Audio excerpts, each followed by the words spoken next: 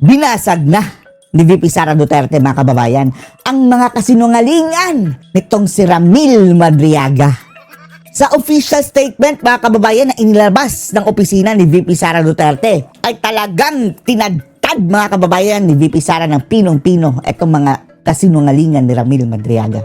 Narito po, mga kababayan, nag-release ng official statement si VP Inday on the false accusations of the certain Ramil Madriaga. Si Ramil Madriaga na ginagamit ngayon ng administrasyon, mga kababayan, para ipin down ang kandidatura ni VP Sara. Babasahin po natin, ha. Dear Ramil, impacto ka, Ramil!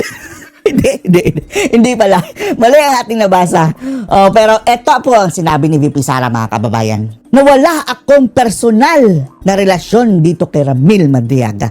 At wala rin akong binigay na instruksyon o kung ano man sa kanya. Hindi ko siya binisita sa preso. Sa selda. Gaya ng pinapalabas nila. Hindi ko man lang siya nakausap sa anumang bagay o sa anumang oras.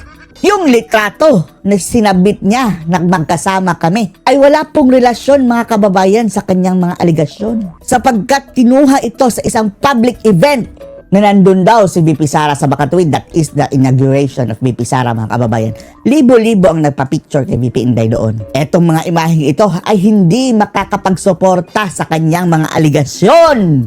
Dahil kahit sino naman daw, mga kababayan, pwedeng pumunta doon. Dagdag pa ni VP Inday, mga kababayan, na ito daw si Madriaga ay walang pruwebang dokumento, mga kababayan. Walang koroborasyon. Lahat ay akusasyon. Mga akusasyon, mga kababayan, na kahit ilang beses pa nilang ulit-ulitin ay katumbas lang sa alingasngas at walang bilang, mga kababayan. Dagdag pa ni VP Inday na itong si Madriaga ay humaharap ngayon, mga kababayan, sa matinding criminal charges.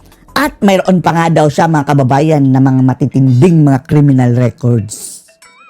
Lumalabas daw ngayon, mga kababayan, na itong si Madriaga ay nagiging desperada para makalabas, mga kababayan, sa kanyang kulungan. Kaya ngayon, nagkakalat siya ng maling impormasyon at statements, mga kababayan, sa mga government authorities bilang parte daw, mga kababayan, sa mga puwersang nagsasabuatan para harangan ang kanyang posibleng kandidatura sa pagkapresidente sa 2028. Ayun, mga kababayan. Yan na ang official statement ni VP Sara laban dito kay Ramil Madriaga. Ngayon, mga kababayan, hinahamon ni VP Inday na maglabas kayo ng mga dokumentong ebidensya. Hindi lang yung litratong sinasabi nila, mga kababayan. At di minsan hindi niya nakausap ang Madriagang ito o binisita. Kaya yung pinagkakalat ni Ramon Tulfo is chismis lamang, mga kababayan, at dapat nga kasuhan. Kaso nga lang hindi nagsasampa ng kaso ito si VP Sara Duterte, mga kababayan, dahil nakakaabala sa kanyang trabaho. Samantala, mga kababayan, mayroon palang kaunting pag-asa, mga kababayan, na sinisilip nitong sina Atty. Harry Roque na posibleng magiging grounds, mga kababayan, sa paglaya ni Tatay Digong. Hindi man ngayon, pero in the future, mga kababayan, kung aabot tayo sa punto na pag-uusapan ang mga bagay na ito. Panoorin nyo po, ha? So kahit paano po ay hindi naman pong tuluyang malungkot si Tatay Digong dahil nandyan nga po si Kitty. Salamat naman, at andyan si Kitty, mga kababayan. Malungkot ang Pasko ni Tatay Digong, mga kababayan, dahil magno-Noche Buena siya na mag-isa, mga kababayan, doon sa selda. Si Kitty, 1 hour, 3 times a week ata lang, mga kababayan. 1 oras lang. Dahil Pasko nga po, kinakailangan magdiwang at magkaroon ng bagong pag-asa na makakatakas tuloy. Makakatakas! Ingat ka sa mga sinasabi mo, Roque. Gagamitin na naman yan ng mga jablo. Ang bilis namang makagamit ng itong mga jablo, mga kababayan, sa mga sa mga sinasabi ng mga nakapaligid lang kay Tatay Digong, pamilya, friends, and relatives. Gagamitin nila ang mga sinabi, mga kababayan, para harangin din ang paglabas si Tatay Digong. Hindi nila kinukonsider, mga kababayan, yung person mismo na nakakulong. Bumabase sila sa mga sinasabi ng mga tao sa labas. Makakalaya. Slip of the tongue. Makakalaya si Tatay Digo. Okay? Well, aminin na natin, sinasabi nila na hindi raw po pwedeng magkaroon ng tawag dito, interim release si Tatay Digong dahil tatakas daw siya. Sa totoo lang, marami nag-iisip bakit pa kasi di tumakas, no? Pero alam nyo kasi si Tatay Digong, abogado. And he takes his lawyering very seriously. So hindi po yan mag-iisip na tumakas. Kaya nga po, hindi makatarungan yung sinabi ng korte na kaya hindi siya bibigyan ng interim release dahil baka siya tumakas. Hindi po. Ang pagkakakilala ko sa aking boss, talagang bilang isang abogado, lahat ginadaan niya sa legal na pamamaraan at sa tamang mga proseso. Pero anyway, dahil Pasko naman ngayon, kahit sunod-sunod na binabasura ng ICC ang Sunod-sunod talaga, no? Na pagbasura, mga kababayan, ano? Sunod-sunod. Meron pa pong isa na buhay. At yan po yung kanyang motion to dismiss dahil nga po wala ng jurisdiction. Ang unang basihan po nung wala ng jurisdiction ang ICC ay dahil nga po nagsimula ang preliminary investigation matapos po na ang Pilipinas ay nag-withdraw sa ICC at naging epektibo ito. Kung gusto po nila talaga kasi talagang nagsimulan ng preliminary investigation, dapat sinimulan nila sa loob ng 1 taon matapos na tayo nag-deposit ng instrument of withdrawal sa ICC. Pero nasimulan po ito sa 2nd taon na. Kaya nga sinasabi natin, kahit balik-baliktarin mo, merong kalayaan ng mga estado, gaya ng sila nagkaroon ng kalayaan sumapi sa ICC, may kalayaan din silang bumitiw. Umalis. At ang pagbabalanse noong Ang Great Britain, mga kababayan, nagbabalak na ring i-defund ang ICC. Aroy. kalayaang pagbibitiw doon sa jurisdiksyon ng hukuman, ito nga pong 1-year period na ang jurisdiksyon ng korte ay dapat gumana sa loob ng 1 taon matapos ang pagbitiw ng isang Lampas bansa. na 5 years Kasi na isang ngayon, taon, mga kababayan. sapat-sapat na yan. Para sa Office of the Prosecutor na humingi ng abiso sa pre-trial chamber na magsimula ng preliminary investigation. Pero dahil natulog na sa pansitan yung naunang Natulog sa prosecutor pansitan. at siya ay sa 2nd taon na humingi ng abiso, wala na talagang jurisdiction ng hukuman. Yan ang point 1. Sa tingin ko, pinakamalakas yan. Now, na-desisyon na po yan doon sa naunang Paano kung, di ba sinabi nila mga kababayan na nag-umpisa daw ang investigasyon 2019? Mukhang may palulusutin na naman silang mga mga kababayan kasi nungalingan itong ICC. Dahil bago pa man daw mga kababayan umatras, nag-umpisa na daw sila. Kaya pwede talaga nilang mga kababayan gawan-gawan ng istorya yan. ICC pa naman ng demonyo nakipagsabuatan kay Bangag. insidente kung dapat ba magpatuloy ang preliminary investigation dapat kay Tatay Digong. Nagkaroon po ng 3-2 decision.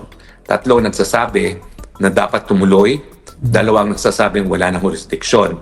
Dahil nga doon sa Dati nga, sa interim release, unanimous na sila eh. Baka gumana ang mga donasyon, mga kababayan. Tumatanggap pala ng donasyon itong ICC, Paano kung tumanggap sila ng maleta, mga kababayan? Paano na yan? Yung 2 nag-dissent dati, baka babaliktad na yon. Lahat daw, unanimous. Oh Lord. sinabi natin na binalanse ng Rome Statute yung kalayaan ng mga bansa na sumapi at magbitiw at yung karapatan ng hukuman na magpatuloy kapag siya ay nagkaroon ng jurisdiction. Dapat yung kanyang pagpapatuloy ng jurisdiction ay gawin sa loob ng 1 taon ng pagbibitiw at yung 2 dissenting judges nga ay nagsabi, since 2nd taon na nagsimula ang preliminary investigation, wala ng jurisdiction ng ICC.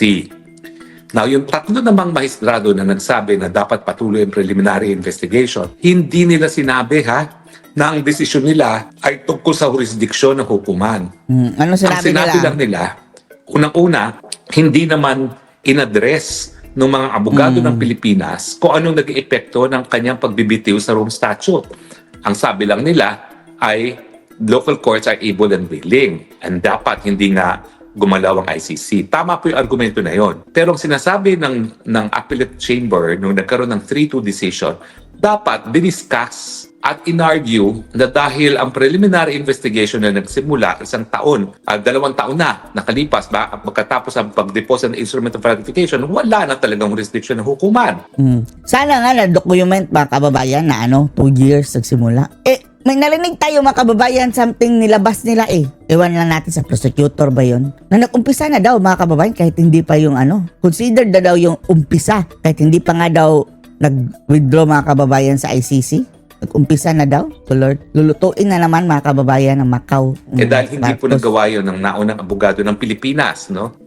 Hindi naman po pwede ilabas yan for the first time on appeal. So tama po in a sense na hindi po pwedeng kauna-unahang beses na ilalabas mo on appeal ang isang bagay na dapat na ilabas sa pre-trial chamber, no? Pero ang importante po dyan, maski sinabi nila na dapat magpatuloy ang preliminary investigation, hindi sila nagdesisyon talaga sa jurisdiction, sa issue ng jurisdiction. At itong decision ngayon ng pre-trial chamber ay kauna-unahang desisyon. Ngayon nga pong naghain na ng motion to dismiss ang mga abogado ni Tatay Digong.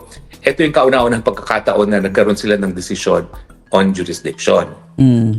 Now, ang pangalawang basihan pa ng motion ni Tatay Digong ay yung illegality ng kanyang pagkakakisto. Oo, yun. Dahil Maliwanag pa according masikat to ng the araw mga kababayan na kinidnap. statute mismo, dapat hinarap muna siya sa article sa Local court. lokal na hukuman bago siya pinadala sa dahig. Ito isang ayon sa Article 59. Yung hindi pagsunod sa ganyang proseso ay dapat maging dahilan para mawala na ng jurisdiction ng hukuman. Kasi nga po, kidnapping ang nangyari. So, paano alam na natin yan? kung anong naging desisyon ng pre-trial chamber dito sa issues na ito. Ang sabi ng pre-trial chamber, sinight nila isang general provision ng Rome Statute kapag nagsimula na raw ang kanilang in jurisdiction, kinakailangan makipagtulungan ang Estado maski sila ay bumitiw. Ang pinag-aawayan dito, kailan ba nagkakaroon ng jurisdiction ng hukuman? Ito ba ay kapag nagkaroon ng tinatawag na preliminary examination ng prosecutor na hindi dapat humingi ng basbas sa ICC mismo bago sila mag-proceed at ang kanilang pakay lamang sa preliminary examination, malaman kung meron dahilan para tumuloy nga sa preliminary investigation. Ang sinasabi natin, yung preliminary examination, dahil yan internal sa prosecution lamang, hindi yan nag-i-invoke ng jurisdiction ng hukuman. Kasi wala namang kinalaman ng hukuman dun sa preliminary examination. Ang meron lang, nagsisimula lamang ang jurisdiction ng hukuman kapag humingi na ng abiso para sa preliminary investigation at ito ay matapos ngang makakalap ng ilang ebidensya para humingi ng abiso na magpatuloy to preliminary investigation from preliminary examination. So sa tingin ko, maling-mali talaga yung pre-trial chamber nung sinabi nila na dahil nagsimula na ang jurisdiction ng hukuman, hindi na po pwedeng itigil ang jurisdiction. No? In the first place, sabi nung pre-trial chamber, abay, kapag sinabing ICC, yan daw po ay kasapi yung prosecutor, yung mga proseso na internal sa prosecutor. Pero parang sa Pilipinas din po yan. Kapag sinabing judicial review, hindi po nag-exercise ng judicial review ang prosecutor. So yung jurisdiction ng ICC ay dapat yung hukuman na magdedesisyon at hindi ang prosecutor. Pero ang sabi ng pre-trial chamber, dahil nga ang prosecutor ay kasapi ng ICC, kasama na raw sa proseso ng ICC yung mga ginawa ng prosecutor na mali. Kasi alam naman natin na bagamat iisa lang ang ICC, alam natin na yung hukuman ay composed ng mga mahistrado at hindi kasapi ang mga prosecutors. Alam niyo ba ho, nung minsan na dahil yung aking law dean at professor na si Rod Pangalangan ay minsan umupo bilang ICC, nung isang trip ko dito, dinala niya ako doon sa ICC. Nakita ko yung opisina niya, pinakain niya ako doon sa lunch. Alam niyo ba na talagang striktong-strikto ang paghihiwalay sa loob ng hukuman between the prosecutors and the judges, na pati elevators, hindi po pwedeng sumakay ang mga elevator sa same elevator ang mga prosecutor na ginagamit ng mga judges. Doon sa lunchroom nila, hiwalay ang upuan ng prosecutor at ng judges. Kasi malinaw na ang prosecutors ay mga abogado. Hindi sila kasapi ng hukuman. Kasama sila doon sa institusyon ng ICC, pero kapag sinabi na judicial court's jurisdiction, yan po yung gawain ng mga mahistrado. Kaya nga hinihiwalay sila doon sa building mismo ng ICC, ng elevator, at hiwalay rin sila ng kainan. Diba? Malinaw yan. So, nung sinabi nga ni now Ombudsman Boying Remulla na nasunod daw yung Article 59, duman daw siya judicial review yung pagkikidnap kay Tatay Digong papunta ng dahig, sinasabi niya na dumaan daw yung sa DOJ. Same argument, ang DOJ hindi korte, hindi kabahagi ng korte.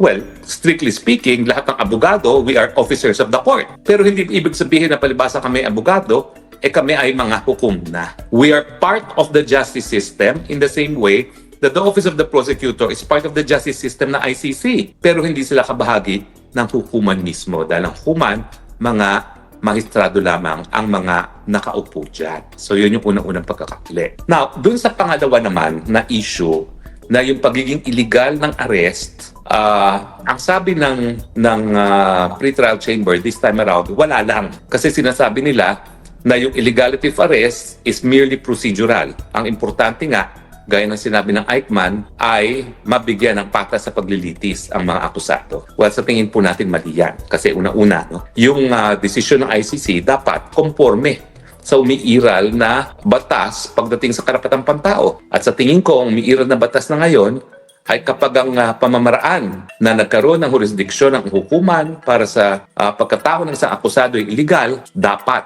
mawala ang jurisdiction ng hukuman. Ang tawag po dyan, decoupling. At yan po ay naging desisyon ng South African Constitutional Court sa Ibrahim versus Minister. Alam nyo kasi, nakwento ko na yan, yung panahon ng World War II, si Eichmann, author of the Final Solution, patay ng mga Jews, nakatakas sa Europa matapos ang digmaan, nalaman ng Israel na namuhay under assumed identity sa Argentina, kinidnap, dinala sa Israel at linitis. Ang depensa ni Eichmann, in the first place, kinidnap ako. Linabag ang soberanyang Argentina. Dapat, huwag kami patuloy ang jurisdiction. Pero ang sabi ng Korte Suprema ng Israel, malay namin, pakailam namin. Basta kailangan bigyan ka ng patas na paglilitis. Pero yan po ay hindi na ang tinatanggap na estado ng karapatang pantao. Ang tinatanggap na po talaga ay yung Ibrahim versus Minister, kung saan isang official din ng apartheid regime tumakas sa karatig bansa ng South Africa matapos na nakaupo ang Nelson Mandela. Kinidnap nila itong apartheid official doon sa karatig bansa, dinala sa South Africa. At sinabi nga ng South African Constitutional Court, hindi po pwedeng ituwid ang pagkakamali sa pamamagitan na naman ng isang pagkakamali. Now, dito sa ICC, may provision po sila na tinatawag na abuse of process.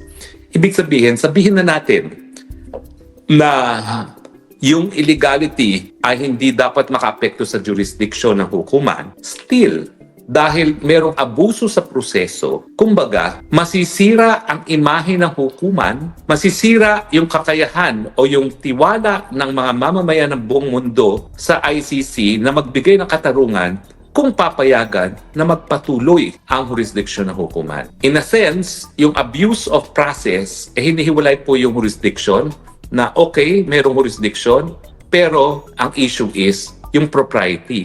Tama ba na magpatuloy? Dahil kapag ikay nagpatuloy, parang hindi ka talaga nagbibigay ng katarungan dahil ikaw mismo ay lumalabag sa batas. So kaya ang tawag dyan is abuse of process.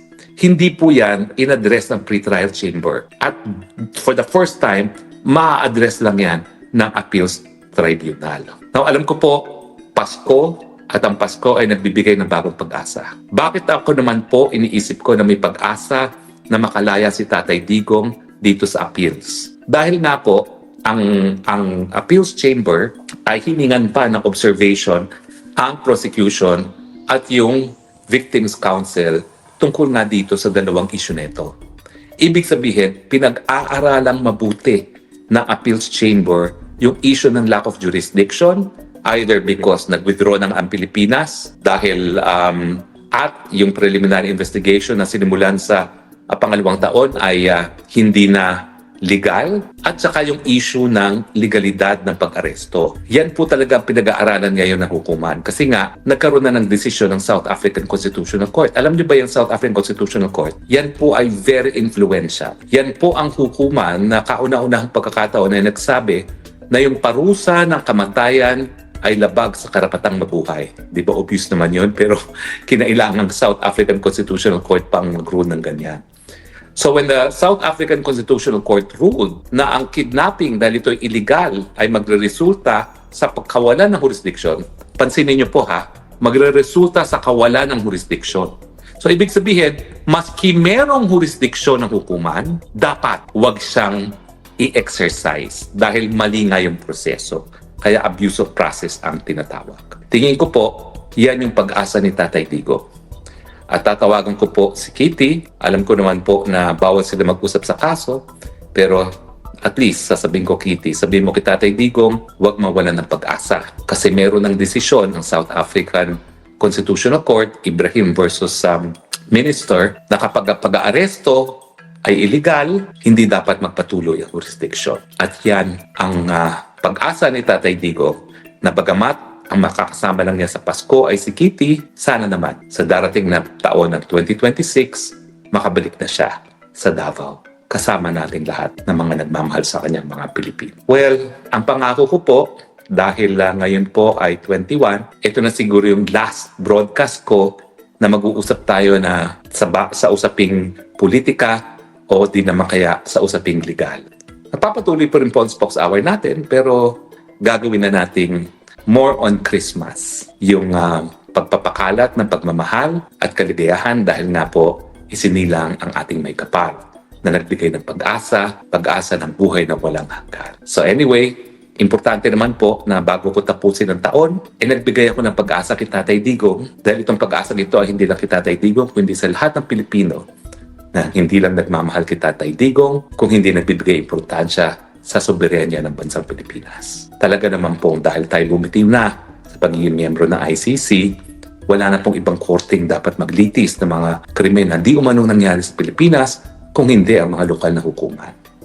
Palaki po ako ng isang West, kaya naniniwala po ako na mayroong sapat na kakayahan ang ating mga hukuman na magbigay katarungan doon sa mga nagrereklamong mga di umanong mga biktima. Ang problema, nasan nga ba yung mga 35,000 victims na yan? 40-something lang ang sinasabi nila na magtitistigo dyan sa ICC. Bakit naging 35,000 ang naging biktima? Nasaan na yung ibang mga witnesses? Nasaan na yung mga biktima na yan? So I will end po our legal and political Spokes Hour on the note na Tatay Digong, huwag ka mawalan ng pag-asa. Dahil sa lack of jurisdiction, yan po ang pinakamalakas. At nung minsan nagdesisyon na ang ICC dyan, 3-2 ang desisyon.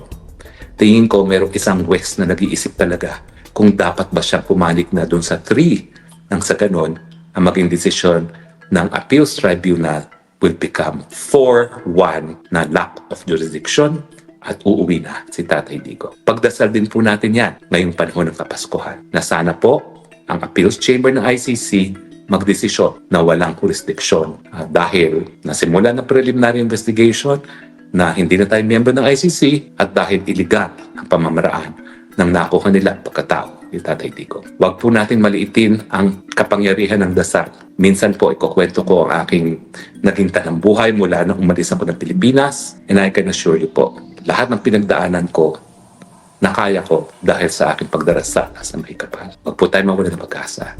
Sa panahon ng pag-asa, sa kapanuhan ng Pasko, pagdasal po natin ang kalayaan ni Tatay Digong.